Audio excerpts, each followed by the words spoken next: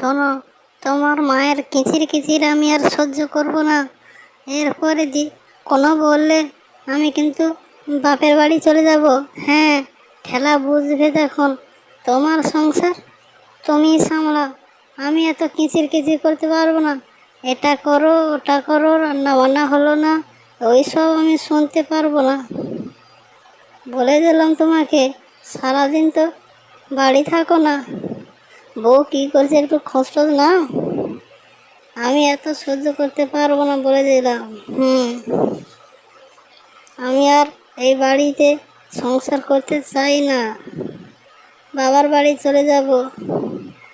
তুমি ছেলে পুলে নিয়ে দেখো।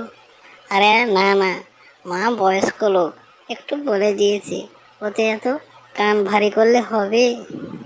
একটু তো বলবে, আগের মানুষ, কতকালের মানুষ, একটু তো বলবে।